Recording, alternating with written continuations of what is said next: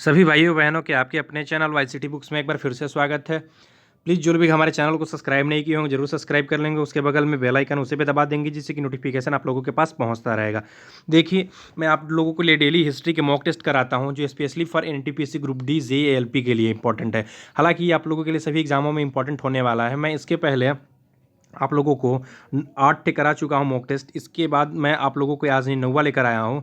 मैं बता दूं कि इसके पहले भी मैं हिस्ट्री का मॉक टेस्ट करा चुका हूँ जिसमें 15 से मॉक टेस्ट अप्लाई कर चुका हूँ मैं।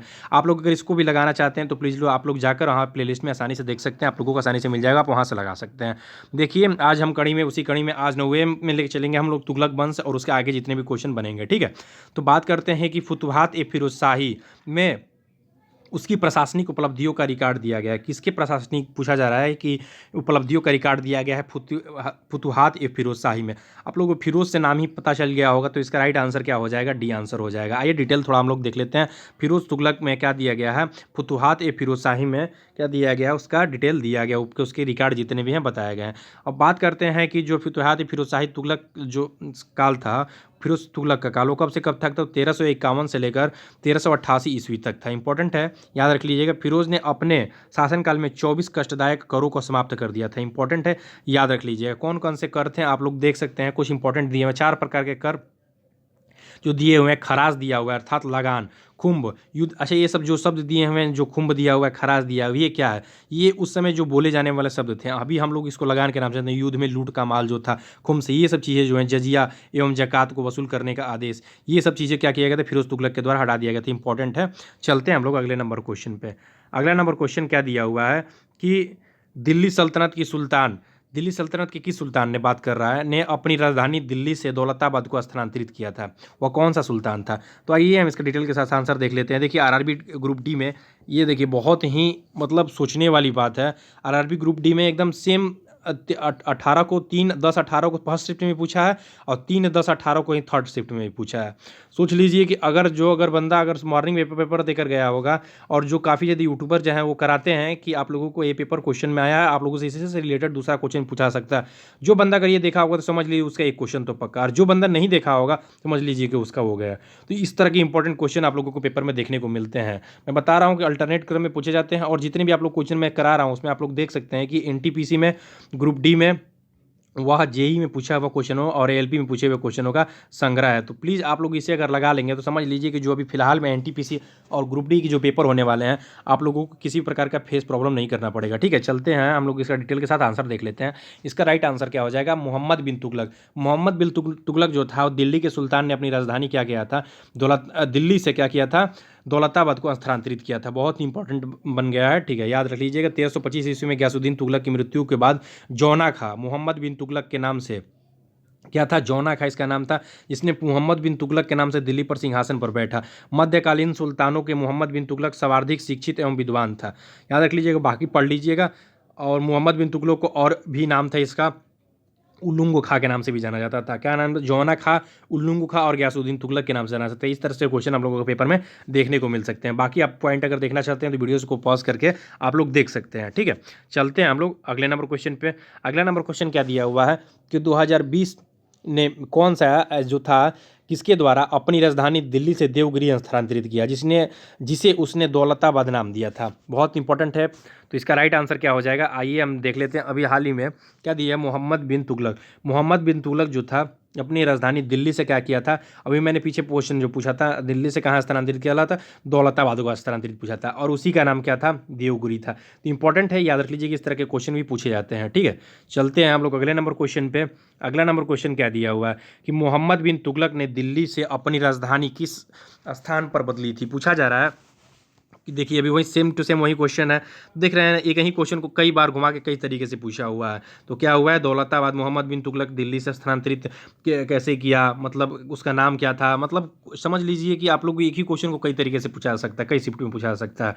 चलते हैं अगले नंबर क्वेश्चन पर। क्या दिया? इब्न बतूता एक अरब यात्री और साहसी व्यक्ति था। वह कहाँ का रहने वाला था? इब्न बतूता के बारे में देखिए, अगर जो लोग हमारे पीछे की वीडियोज़ लगाए होंगे ना, वो जरूर 100% इस क्वेश्चन को आसानी से कर पाएंगे, क्योंकि मैं उसमें बताया हूँ इब्न बतूता कहाँ से आया था, किसके शासनकाल में आया था, सब कुछ इसके बारे में डिटेल बताया हूँ। चलिए मैं बताता हूँ यहाँ पे भी। तो इसका जो राइट आंसर हो जाएगा क्या हो जाएगा? वो मोरक्को से आया था। ठीक है, क्या दिया हुआ है इसका डिटेल कि जो इब्न बतूता था वो एक अफ्रीकी यात्री था। वो एक विद्वान लेखक था। उत्तरी अफ्रीका के मोरक्को देश के प्रसिद्ध नगर तयंजियर के 24 फरवरी 1304 ईस्वी को इनका जन्म हुआ था। इसका पूरा नाम जो था क्या था, मोहम्मद बिन अब्दुल्ला इब्न बतूता था। क्या था, मोहम्मद बिन अब्दुल्ला इब्न बतूता था। इन्होंने लगभग 7500 ईस्वी की मील की यात्रा तय की थी। अपनी यात्रा के दौरान मोहम्मद बिन तुगलक जो था, तुगलक के शासनकाल में 1333 में ईस्वी से भारत आया था। सुल्तान ने उसका स्वागत किया था तथा दिल्ली की काजी नियुक्त किया था। इस वर्ष 1342 ईस्वी में इब्न बतूता सुल्तान के राजदूत की हैसियत से चीनी शासन तैमूर क्या दिया था, तोंगन तैमूर के दरबार में गया था। इंपॉर्टेंट है, याद रख लीजिए आप लोग, इसे पॉज करके भी वीडियोस को पढ़ सकते हैं। चलते हैं अगले नंबर क्वेश्चन क्या दिया हुआ है। अगला नंबर क्वेश्चन दिया हुआ है कि इब्न बतूता ने एक अरब यात्री और साहसी व्यक्ति था। पूछा जा रहा था कहाँ का, तो इसका राइट आंसर भी मैंने बता ही दिया, कहाँ का था, तो मोरक्को का था। चलते हैं अगले नंबर क्वेश्चन पे। अगला नंबर क्वेश्चन क्या दिया हुआ है। अगला नंबर क्वेश्चन देखिए, अब यहाँ से क्या दिया हुआ है, अब हम लोधी वंश की स्थापना अब बातें करेंगे, उसके कौन से राजवंश थे, उसके कौन कौन शासक थे, कौन से इंपॉर्टेंट शासक थे। ठीक है, तो बात करते हैं लोधी वंश का संस्थापक कौन था। तो लोधी वंश का संस्थापक कईयों बार पूछा हुआ क्वेश्चन आप लोगों को यहाँ पे सिर्फ ग्रुप डी 2018 में देखने को मिल रहा है, लेकिन ये कम से कम 20 बार ये क्वेश्चन पूछा हुआ है। बहुत ही इंपॉर्टेंट ये क्वेश्चन है। ठीक है, मैं बताता हूँ कि कुछ क्वेश्चन ऐसे होते हैं जो कि हर बार पूछे जाते हैं, और कुछ जो इंपॉर्टेंट क्वेश्चन होते हैं जो आपको कहीं भी देखने को नहीं मिलेंगे, लेकिन वो एनटीपीसी ग्रुप डी में आप लोगों को देखने को मिलेंगे। तो वो क्वेश्चन मैं आप लोगों को जरूर कराऊंगा। ठीक है, लोधी वंश का संस्थापक था तो कौन था, तो इसका जो राइट आंसर है क्या देख रहे हैं हम लोग, बहलोल लोधी था। लोधी वंश का संस्थापक कौन था, बहलोल लोधी। दिल्ली सल्तनत का आखिरी वंश लोधी वंश का था, जिसकी स्थापना बहलोल लोधी ने की थी। इस वंश का शासनकाल 1451 से 1526 ईस्वी तक रहा। पानीपत के प्रथम युद्ध 1526 ईस्वी में बाबर के हाथों इब्राहिम लोधी की हार के साथ दिल्ली सल्तनत का पतन हो गया था। जैसे कि मैं पीछे भी बता चुका हूँ मॉक टेस्ट में, लेकिन यहाँ पे भी आप लोग इसको देख सकते हैं। ठीक है, चलते हैं हम लोग अगले नंबर क्वेश्चन पे। अगला नंबर क्वेश्चन क्या दिया, इब्राहिम लोधी 1526 ईस्वी में पानीपत की पहली लड़ाई में किसके द्वारा मारा गया था। जनरली पता होगा, सभी लोगों को पता होगा। क्या राइट आंसर हो जाएगा, बाबर के द्वारा मारा गया। हालांकि इसकी जब कहानी पढ़ेंगे तो बहुत इंटरेस्टेड कहानी है। मैं बता दूं कि जो इब्राहिम लोधी थी, इसकी सेना काफ़ी ज़्यादा मजबूत थी, लेकिन बाबर की नेतृत्व करने की क्षमता और बाबर के द्वारा जो बुद्धिमत्ता का प्रदर्शन किया गया, जिसकी वजह से वो इब्राहिम लोधी पर जीत हासिल कर लिया था। ठीक है, चलते हैं। उसके बाद से ही क्या हो गया, फिर यहाँ से लोधी वंश का स्थापना खत्म हो गई थी, और फिर यहाँ से जो मुगल थे वो अपना शासन कर लिए थे दिल्ली पर। चलते हैं हम लोग अगले नंबर क्वेश्चन पे, थोड़ा सा पढ़ भी सकते हैं डिटेल। इब्राहिम लोधी लोधी वंश का अंतिम शासक था। बाबर ने पानीपत के प्रथम युद्ध में 1526 ईस्वी में इब्राहिम लोधी को पराजित किया, जिसके परिणाम स्वरूप पानीपत अर्थात हरियाणा में मारा गया था, और दिल्ली सल्तनत के अंत तक एक मुगल शासन की शुरुआत हुई। बाबर के मुगल शासक था जिसका निवास स्थान मध्य में एशिया में था, और भारत के मुगल वंश का संस्थापक भी माना जाता है। बात हम लोग आगे पढ़ेंगे मुगल वंश से संबंधित जितने भी क्वेश्चन बनेंगे। पानीपत का प्रथम युद्ध कब लड़ा गया, बहुत इंपॉर्टेंट है, कई बार पूछा हुआ क्वेश्चन है। 1526 ईस्वी में। अच्छा, एक पॉइंट और भी दिया हुआ है 1556 में, तो इसमें कब लड़ा गया था, जो दूसरा युद्ध लड़ा गया था ये 1556 में लड़ा गया था। पहला युद्ध लड़ा गया 1526 ईस्वी में, 1761 में लड़ा गया था तीसरा युद्ध लड़ा गया था। ये तीनों युद्ध आप लोग इंपॉर्टेंट है, याद रख लीजिएगा। देखिए आरआरबी जेई में फर्स्ट शिफ्ट में पूछा हुआ क्वेश्चन है। चलते हैं हम लोग अगले नंबर क्वेश्चन पे। अगला नंबर क्वेश्चन क्या दिया, आगरा शहर की स्थापना किसके द्वारा किया गया था। देखिए ये भी क्वेश्चन मैं पढ़ा चुका हूँ, जो लोग भी इस क्वेश्चन को अगर हमारे मॉक टेस्ट किए होंगे उसको उन लोगों को आसानी से पता होगा। तो किसके द्वारा किया गया था, इब्राहिम लोधी के द्वारा किया गया था। ये डिटेल के साथ हम लोग इसका आंसर देख लेते हैं। इब्राहिम लोधी के द्वारा किया गया था आगरा शहर की स्थापना। लोधी वंश का प्रथम आप लोग ये मत समझ लीजिए आगरा का ताजमहल, ठीक है ना, आगरा की शहर की स्थापना के बारे में पूछ रहा है, ठीक है ना। तो इब्राहिम लोधी के द्वारा किया गया था। लोधी वंश का प्रथम शासक और संस्थापक बहलोल लोधी था। मैंने पीछे पढ़ा ही दिया कि बहलोल लोधी था जो लोधी वंश का संस्थापक के रूप में जाना जाता था। अब क्या दिया है, अपने पिता बहलोल लोधी की मृत्यु के बाद सन 1489 ईस्वी में दिल्ली सल्तनत के सिंहासन पर आसीन हुआ था। आगरा शहर की स्थापना 1504 ईस्वी में सिकंदर लोधी ने राजस्थान के शासकों पर अपने अधिकार को सुरक्षित रखने तथा व्यापारिक मार्गों को नियंत्रण करने के लिए किया था। ठीक है, चलते हैं हम लोग अब सल्तनत काल पर देख लेते हैं। सल्तनत कालीय से स्थापना एवं उसके चित्रकला के बारे में क्या दिया हुआ है। 2.5 दिन का झोपड़ा कहाँ पे स्थित है, बहुत इंपॉर्टेंट क्वेश्चन है, पूछा जा सकता है ये क्वेश्चन। 2.5 दिन का झोपड़ा कहाँ पे स्थित है, ये भी क्वेश्चन मैं करा चुका हूँ, जिन लोगों को पता होगा आसानी से बता देंगे। बताइए, आगरा में, अजमेर में, अहमदाबाद में, माउंट आबू पे है। आइए डिटेल के साथ आंसर देख लेते हैं। तो 2.5 दिन का जो झोपड़ा है कहाँ पे है, राजस्थान के अजमेर में है, याद रख लीजिएगा। जो अजमेर है वहाँ पे है, राजस्थान के अजमेर में 2.5 दिन का झोपड़ा है।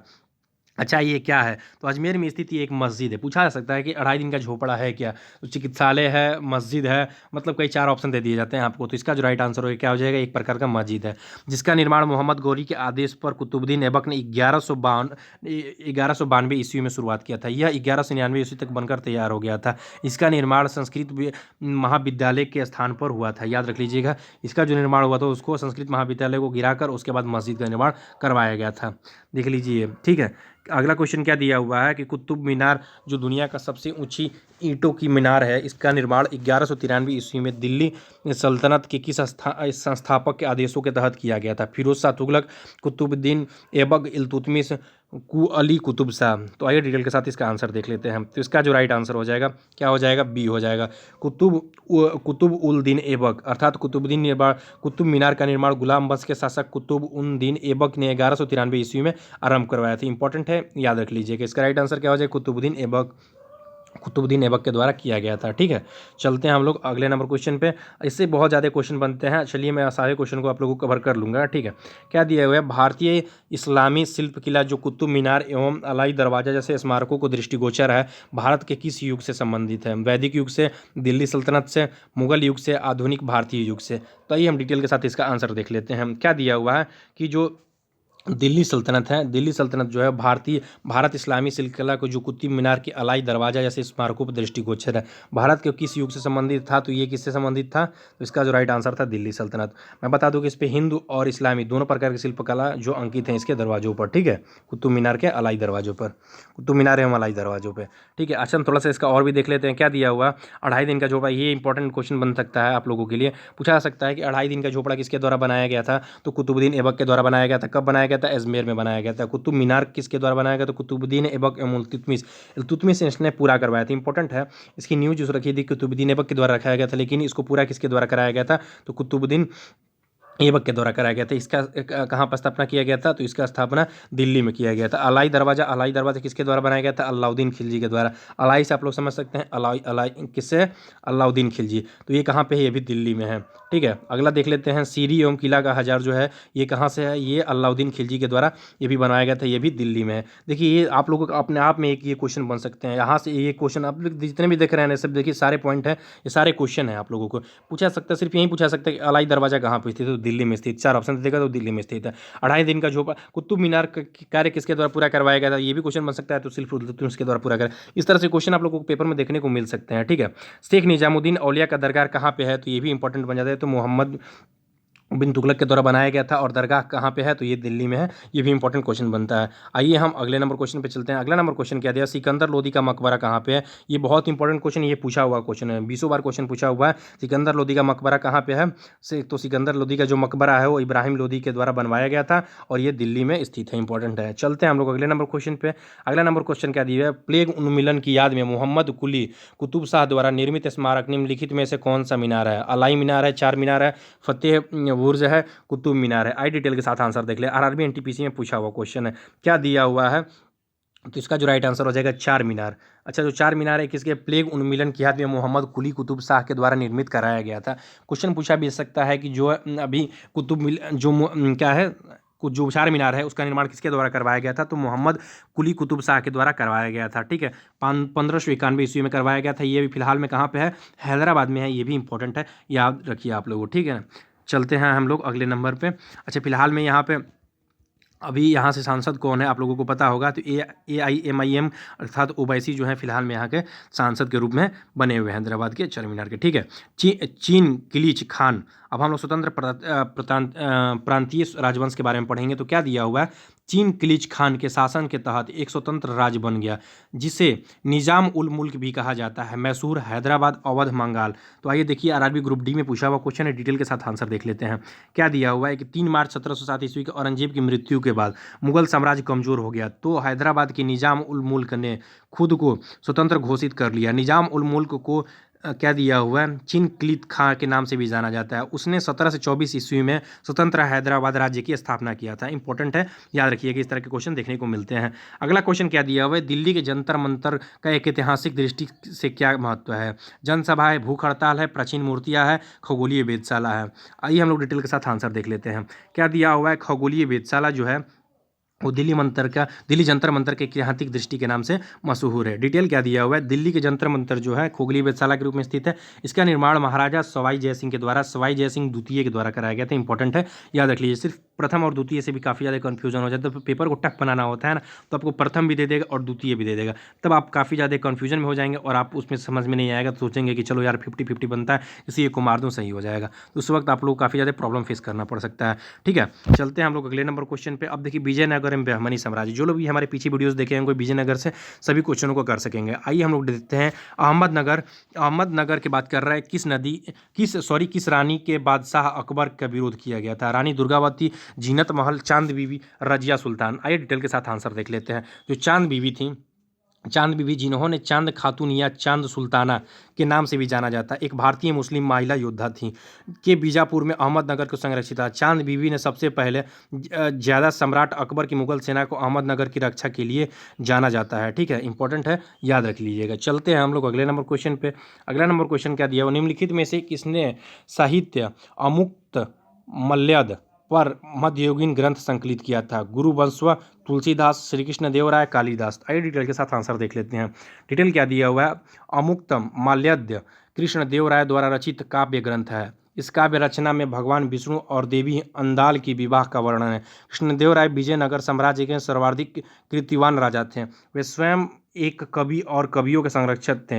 तेलुगु साहित्य के 8 प्रसिद्ध कवि इनके दरबार में थे, जो अष्ट दिग्गज के नाम से प्रसिद्ध थे। स्वयं कृष्णदेव राय भी आंध्र भोज के नाम से भी विख्यात थे। याद रखिए, आप लोग इसको डिटेल एक बार पढ़ लीजिएगा। ठीक है, वीडियोस पॉज करके। चलते हैं हम लोग अगले नंबर क्वेश्चन पे। अगला नंबर क्वेश्चन क्या दिया हुआ है कि अनम्या मध्ययुगीन काल में एक कवि गायक थे, वे किस वर्तमान भारतीय राजवंश से संबंधित हैं? आइए डिटेल के साथ देख लेते हैं। डिटेल क्या दिया हुआ है? अनम्या अर्थात अनम्याचार्य एक तेलुगु संत कवि जो कर्नाटक संगीत के रचयिता थे। किसके थे? तो कर्नाटक संगीत के रचयिता थे। आप लोग डिटेल के साथ आंसर इसका देख लिए। आंध्र प्रदेश के साथ, आंध्र प्रदेश है ना, किस राज्य से संबंधित? आंध्र प्रदेश से फिलहाल में संबंधित है। आप लोग इसको एक बार देख लीजिएगा। ठीक है, चलते हैं हम लोग अगले नंबर क्वेश्चन पे। अगला नंबर क्वेश्चन क्या दिया हुआ है कि कौन देवराय के बारे में पूछ रहा है। देवराय प्रथम ने शासनकाल के दौरान निकोलो कोंटी ने मतलब कौन सी ईस्वी में विजयनगर का दौरा किया था? इंपॉर्टेंट है, देखिए पूछा हुआ क्वेश्चन है। आप लोगों को ऐसे क्वेश्चन लग रहे हो कि अरे यार ये कहाँ से ये क्वेश्चन आया। आप लोगों को बताता रहा हूँ, मैं बार बार कहता हूँ कि आप लोग पानीपत का प्रथम युद्ध, द्वितीय युद्ध, अकबर ने किसके साथ लड़ा, पृथ्वीराज चौहान के साथ तराइन के युद्ध का लड़ा, ये सब क्वेश्चन आप लोगों को जनरली हर जगह देखने को मिलेंगे। लेकिन जो मैं सीरीज करा रहा हूँ ना, इसमें आप लोगों को इस तरह के क्वेश्चन देखने को नहीं मिलेंगे। आप लोगों को इसमें एकदम यूनिक क्वेश्चन देखने को मिलेंगे और ये सब क्वेश्चन एनटीपीसी ग्रुप डी में पूछे हुए क्वेश्चन है। इनका लेवल बढ़ गया है भाई, समझिए इसको, समझने की कोशिश कीजिए। अगर इस तरह के क्वेश्चन अगर आप लगाना जान गए ना, समझ लीजिए कि आप लोगों के लिए एनटीपीसी और ग्रुप डी कुछ नहीं रह जाएगा। मैं आप लोगों को हर सब्जेक्ट के लिए मैं कोशिश करूंगा कि आप लोगों को वीडियो प्रोवाइड कीजिए। अभी तो हिस्ट्री में करवाई जा रही है, लेकिन आप लोगों को हर सब्जेक्ट की वीडियोस प्रोवाइड किया जाएगा। तो क्या दिया हुआ है देवनगर, तो आइए डिटेल के साथ हम इसका आंसर देख लेते हैं। तो क्या दिया? देवराय प्रथम के शासनकाल में निकोला डिकोटी ने वर्ष 1420 ईस्वी में विजयनगर साम्राज्य की स्थापना किया था। विजयनगर साम्राज्य की स्थापना नहीं, सॉरी माफ कीजिए, विजयनगर की यात्रा किया था। विजयनगर साम्राज्य की स्थापना किसके द्वारा किया गया था? मैं यहाँ पे बता ही दिया हूँ, जब मुंह से निकल के आया तो हरिहर एवं बुक्का के द्वारा किया गया था। किसके द्वारा? हरिहर एवं बुक्का के द्वारा विजयनगर साम्राज्य के द्वारा किया गया था स्थापना। ठीक है, और ये हरिहर बुक्का कहाँ पे है? ये कहाँ पे है? हम्पी में है। ठीक है, इंपॉर्टेंट है। और किस नदी के किनारे बसी हुई है? तुंगभद्रा किस नदी की सहायक नदी क्या है? कृष्णा है। ठीक है, इंपॉर्टेंट है, याद रखिए। इस तरह जितने भी क्वेश्चन बनते हैं। ठीक है, देखिए अगला क्वेश्चन क्या दिया हुआ है। साम्राज्य की स्थापना संगम राजकुमार हरिहर और बुक्का ने किया था। अभी मैंने इसका राइट आंसर बता ही दिया। क्या दिया हुआ है? इसका राइट आंसर सी हो गया। ठीक है, विजयनगर साम्राज्य की स्थापना किसके द्वारा कराया गया था? तो जीत का शहर, विजयनगर शहर मतलब आप लोग समझ सकते हैं, नाम से स्पष्ट हो रहा है, जीत का शहर है। ठीक है, विजयनगर मध्ययुगीन के प्रथम हिंदू साम्राज्य माना जाता है। इसकी स्थापना 1336 ईस्वी में संगम पुत्र हरिहर बुक्का के द्वारा करवाया गया था। विजयनगर की विषय फारसी यात्री अब्दुल रजाक ने लिखा था। विजयनगर दुनिया का सबसे भव्य नगरों में से एक लगा है जो उसे देखे या सुने थे। ठीक है ना, मतलब ये दिया हुआ उनके द्वारा जो लिखी गई थी, उसमें फारसी अब्दुल रजाक जो लिखा गया उसमें बताया गया ये सब। अगला नंबर पॉइंट क्या दिया हुआ है? साम्राज्य पूछा जा रहा है, कौन सा साम्राज्य था जिसकी स्थापना 1347 ईस्वी में हंसन गंगू ने किया था? तो आइए डिटेल के साथ आंसर देख लेते हैं। तो बहमनी साम्राज्य, हंसन गंगू साम्राज्य की स्थापना हंसन गंगू के द्वारा किया गया था। बहमनी साम्राज्य की बात कर रहा है। ठीक है, संगम वंश के बारे में आप लोग जान ही गए। संगम वंश के द्वारा किसकी स्थापना किया गया था? संगम वंश हरिहर बुक्का के द्वारा किया गया था। लेकिन अभी बहमनी साम्राज्य की बात कर रहे हैं तो मोहम्मद बिन तुगलक की सेना में एक सूबेदार हंसन गंगू अलाउद्दीन हसन बहमन शाह के नाम से 1347 ईस्वी में बहमनी साम्राज्य की स्थापना किया। इसकी असली नाम जफर खां था। बहमन का पहला मुस्लिम शासक था जिसने हिंदुओं से जजिया कर न लेने का निर्णय लिया था। इसने गुल वर्गा को अपनी राजधानी बनाया और उसका नाम का दिया हुआ अहसानाबाद रखा था। इंपॉर्टेंट है, याद रख लीजिएगा। देखिए मैं बता दूं कि आप लोगों के लिए अगर जितने भी इस तरह के क्वेश्चन आप लोगों को देखने को मिल रहे हैं, सारे कहीं भी जो कहने पूछे हुए क्वेश्चन आप लोग इसको नोट भी बना लेंगे तो बहुत ज़्यादा इंपॉर्टेंट रहेंगे, या वीडियोज़ को आप लोग 2-3 बार देख लेंगे तो आप लोगों की चीज़ें याद हो जाएंगे। क्या दिया हुआ है, गोलकुंडा किला के दौरान बनवाया गया था। पूछा जा रहा है किस जीत के द्वारा गोलकुंडा किला बनवाया गया था, सॉरी किस राजवंश के द्वारा बनवाया गया था। तो आइए डिटेल के साथ आंसर देख लेते हैं। तो क्या दिया, गोलकुंडा किले का निर्माण वारंगल के राजा ने करवाया था। देखिए यहाँ पे इसमें कोई किसी के द्वारा नहीं दिया गया, तो वारंगल के राजा के द्वारा करवाया गया था। डिटेल क्या दिया हुआ है, वारंगल के राजा ये दिया, बाद में ये बहमनी राज्यों के हाथ में चला गया था। यहाँ पे जो ऑप्शन दिया हुआ है इसमें कोई नहीं दिया हुआ है, इसी की वजह से इसे जो है आरआरबी के द्वारा क्या कर दिया गया है, इसे रिजेक्ट कर दिया गया। 1512 से उनको कुतुब शाही राजाओं के अधिकार में आ गया था, परंतु विद्वानों ने इस निर्माणकर्ता कुतुब शाही राजवंश के को भी मानते हैं। ठीक है ना, यहाँ पे अगर ऑप्शन दिया हुआ, अगर आप इसको कुतुब शाही मारते हैं तो सही होगा, लेकिन इसके गोलकुंडा के किले का निर्माण जो है वारंगल के राजाओं के द्वारा कराया गया था। इंपॉर्टेंट है। देखिए बता दूं भाई, इसमें मैं लगभग 30 क्वेश्चन के अप्रॉक्स कवर किया हूँ। ठीक है, तो प्लीज़ आप लोग हमारी वीडियोज़ पर कंटिन्यू रहा कीजिए। मैं इसके पहले मैं 9 वीडियोज़ को अपलोड कर चुका हूँ, ये 10वां नंबर है।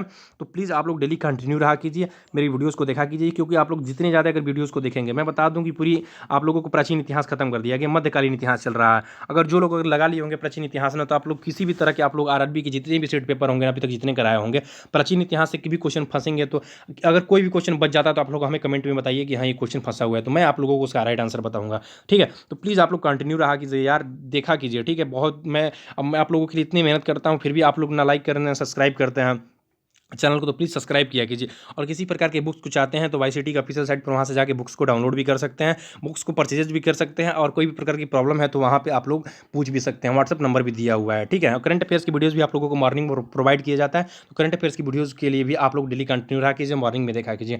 आप लोग टेक्निकल की भी क्लासेस स्टार्ट कर दी गई हैं, तो मैकेनिकल की स्टार्ट कर दी गई हैं, बहुत ज़्यादा सिविल और इलेक्ट्रिकल की भी क्लासेस स्टार्ट कर दी जाएंगी। तो प्लीज़ वीडियोज़ को लाइक कीजिए और चैनल को हमारे सब्सक्राइब कीजिए। थैंक यू दोस्तों, थैंक यू।